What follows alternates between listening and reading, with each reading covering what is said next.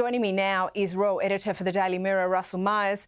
Russell, a wonderful tribute to the Princess on her 43rd birthday and a far cry from a year ago. Yeah, well, hello, Caroline. Thanks for having me on the show. I mean, what a year it has been, not only for the Princess of Wales, but of course the rest of the royal family. And, pretty much a year to the day where this chain of events was set in motion. We found out that the Princess of Wales was going to be hospitalised for abdominal surgery, spending several weeks in hospital, then having to recuperate from that out of the glare of the public eye. And then, of course, being dealt the devastating diagnosis that she was suffering from cancer. And it's been a real tumultuous few months for Kate and Prince William and the rest of the children. Of course, the sort of backdrop of that, the King undergoing his own cancer treatment as well. So a very, very incredibly difficult period for Kate and the rest of the royal family. And I think this birthday will be a cause for celebration. It wasn't a huge do. It was a very much a private affair at home with William and the children taking stock of the last few months, and indeed having spent quite a bit of time together over sort of Christmas and New Year period. I think it'll be very much a case of looking forward for Kate and the rest of the family and trying to sort of envisage what 2025 brings, and hopefully a lot more better health and good fortune. Oh, we can only hope. Now, yesterday, the US held a state funeral for the recently deceased former President Jimmy Carter. Prince Edward, in his first big event for the year, represented the royal family.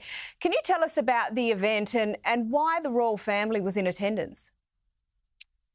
Well, of course, a bigger moment for Prince Edward. Certainly, you would imagine that Prince William may have gone to such an occasion, but of course, sort of world leaders gathering for the commemorations of the 39th President of the United States, died age 100 just a few days after Christmas. And he was the representation of the royal family. Indeed, President Carter had a huge affiliation with the royal family. He'd met the late Queen and the Duke of Edinburgh all the way back in 1977. There were no less than 5 serving US presidents at the funeral as well. A huge occasion. I think it was right that the Duke of Edinburgh was there at the time because the special relationship that we talk about between the US and the UK is, one that is burgeoning at the time. And I think that certainly when you're looking forward to the relationships, it's very important to acknowledge that history. And I'm right that the King had sent Prince Edward to represent the family.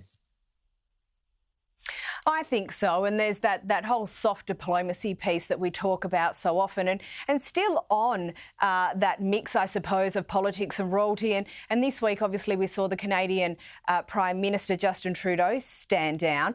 But here's a great quip from him meeting the late Queen.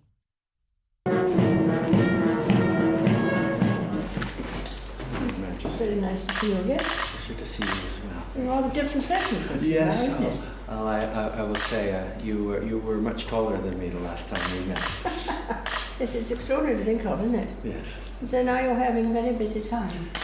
Just a little bit, but it's a good one. There's tremendous positive energy. Good. Well, come take a seat. I love that, Grab. And look, there really is an interesting relationship between the Trudeaus and the royal family, isn't there? Well, there certainly is. I mean, the Trudeaus are a huge dynasty themselves. Justin's father was Prime Minister twice. Indeed, he's just stepping back after a decade in power. And what he was referring to then, of the late Queen being taller than him, because he actually met her when he was 5 years old for the first time. And he had a huge affection for the late Queen. He called her previously one of his favourite people in the world. And that meeting you saw there was just after the late Queen had recovered from COVID. So it tells you the sort of affection and the affiliation that the Canadian Prime Minister and the people indeed have with the British people. And certainly when you're looking at Trudeau's legacy, it has been very much intertwined with the royal family. And certainly I think moving forward, it will be very interesting to see how that affection is carried through and who the next Prime Minister will be after him stepping down. I think it will be carried through. Canada is one of those lovely, polite countries that does have a real affinity with the royal family. Now, to a poll in the Times this week about the funding of the refurbishment of Buckingham Palace, and Brits apparently don't want to pay for it. And as a corollary to that, it seems Prince William is also really cognizant of the cost of the royal family and how that is perceived by Britons. Is that right? And where do you think the balance is?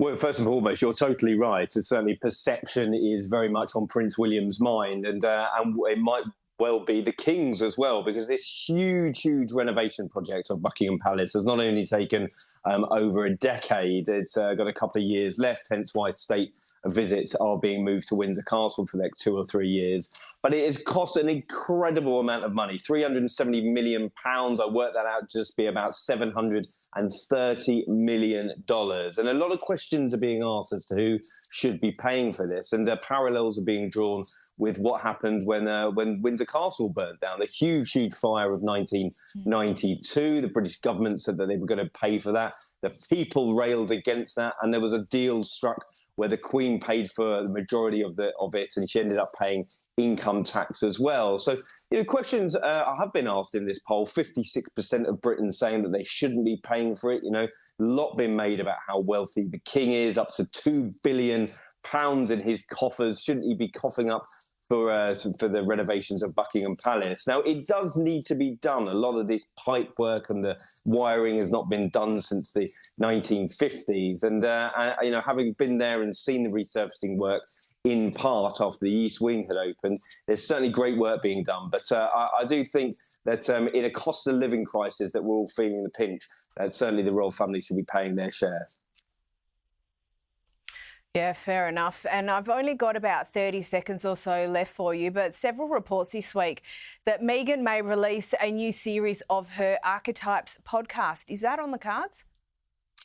Well, very quickly, I imagine, listen, even if it is on the cards, it certainly won't be through Spotify, because they had unceremoniously dumped her from having a second season. But the media company behind it have teased new year, new episodes. So perhaps watch this space. I know that Meghan is very, very keen to put herself in the spotlight again. So I wouldn't bet against it, Caroline. No, well, you never bet against anything, particularly with the Sussexes. It'll be interesting to see how something like that sits next to the lifestyle show that she is doing with Netflix. So, yeah, absolutely, 2025, we will wait and see. Russell Myers, as always, thank you so much for your time.